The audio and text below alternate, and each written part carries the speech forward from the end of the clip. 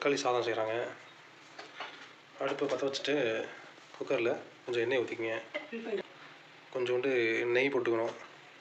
கிராம்பு, வேறு என்ன, பட்டை இலை, சோம்பு லைட்டாக கொதி வந்தோடனே போட்டணும். போட்டாச்சு. வெங்காயத்தை போடு. அது என்ன புதினாவா? புதினா வெங்காயத்தை போடு. நல்லா வதங்கணும் வெங்காயம். அதோட கொஞ்சம் இஞ்சி பூண்டு பேஸ்ட்டு சேர்த்துக்கணும். இதை வதக்கி விடுங்க.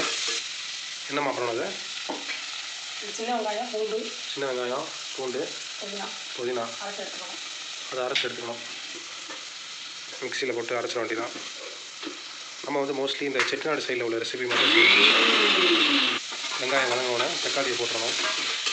போட்டு லைட்டாக கிண்டி விட்டுக்கணும். அடுப்பை கொஞ்சம் சிம்மில் வச்சுட்டு மூடி வச்சுருங்க. அரைச்சாச்சு.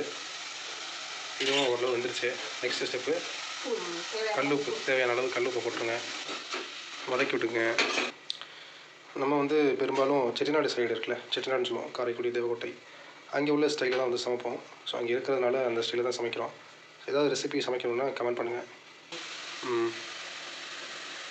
அரைச்ச புதினாவை சேர்த்துடணும்.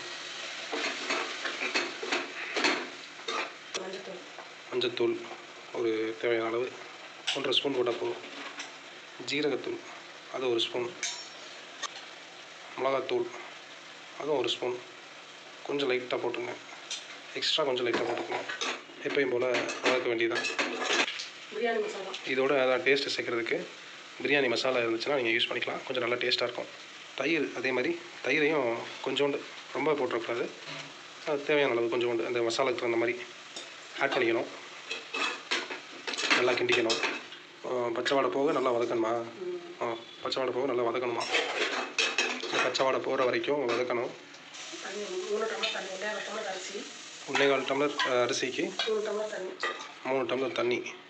நம்ம தேவையான அளவு சாப்பாட்டு அரிசி. இது வந்து சாப்பாட்டு அரிசியில் தான் செய்கிறோம். ஸோ 1.25 டம்ளர் அரிசிக்கு 3.25 டம்ளர் தண்ணி. எப்படி இருக்குது பாருங்கள் தண்ணி, மசாலா தண்ணி. சாப்பாட்டு அரிசி வந்து 1/2 மணி நேரம் ஊற வச்சிடணும். 1.25 டம்ளர் சாப்பாட்டு அரிசியை ஊற வச்சதுக்கப்புறம் அப்படியே எடுத்து போட்டுற வேண்டியதான். இன்றைக்கி புதினா வந்து கொஞ்சம் நிறைய ஆட் பண்ணியாச்சு. அதனால் கொஞ்சம் க்ரீன் கலரில் வரும் தக்காளி சாதம். ஓகே, வெயிட் பண்ணி பார்ப்போம் எப்படி வருதுன்னு. அவ்வளோதான், ரொம்ப சிம்பிள்.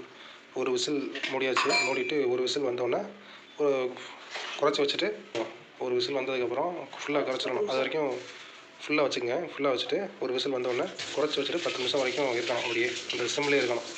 அவ்வளோதான். இந்த ரெசிபி வந்து ரொம்ப சிம்பிள். சப்ஸ்கிரைப் பண்ணிக்கோங்க. தக்காளி சாதம் ரெடி. சப்ஸ்கிரைப்.